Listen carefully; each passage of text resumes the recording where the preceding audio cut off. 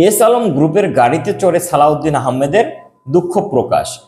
আলোচিত ব্যবসায়ী মোহাম্মদ সাইফুল আলমের মালিকানাধীন গাড়িতে চড়ে নিজ এলাকায় গিয়ে সংবর্ধনা নেওয়ার ঘটনায় দুঃখ প্রকাশ করেছেন বিএনপির স্থায়ী কমিটির সদস্য ও সাবেক যোগাযোগ প্রতিমন্ত্রী সালাউদ্দিন আহমেদ। সোমবার রাজধানী ঢাকায় এক সংবাদ সম্মেলনে তিনি এ কথা জানান। বিএনপির এই নেতা বলেন, আমার আরো সতর্ক হওয়া উচিত ছিল, এই ঘটনায় দুঃখ প্রকাশ করছি।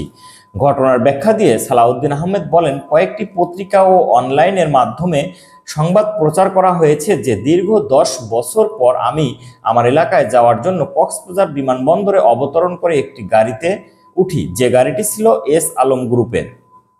তিনি বলেন, একটি সংবাদ মাধ্যম আমার বক্তব্য জানতে চেয়েছিল, আমি বলেছি আমি নিজেই এটা জানতাম না।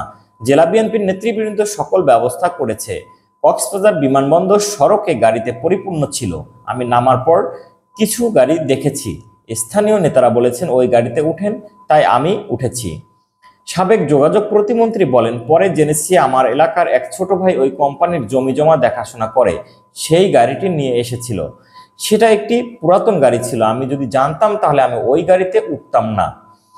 তারপরও আমার আরো সতর্ক হওয়া উচিত ছিল। অনিচ্ছাকৃতভাবে এই ঘটনাটি ঘটেছে, এজন্য আমি দেশবাসীর প্রতি আন্তরিকভাবে দুঃখ প্রকাশ করছি।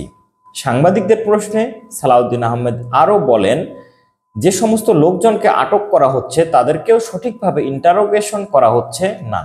গুমের ঘটনাগুলো সঠিক তদন্ত হচ্ছে না।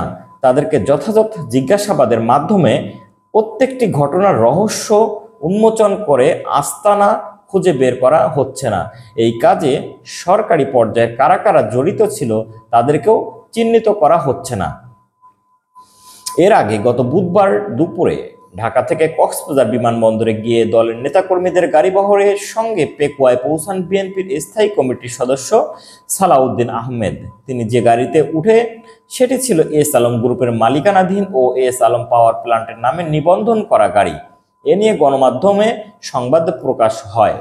ব্যবসায়ী গোষ্ঠী এস আলম গ্রুপের চেয়ারম্যান এস আলম আওয়ামী লীগের নেতৃত্বাধীন সরকারের ঘনিষ্ঠজন হিসেবে পরিচিত। দেশের 6টি ব্যাংকের মালিকানা ছিল এই গ্রুপের। গত 5ই আগস্ট সরকার পতনের পর একে একে সামনে আসছে এস আলম গ্রুপের দুর্নীতি।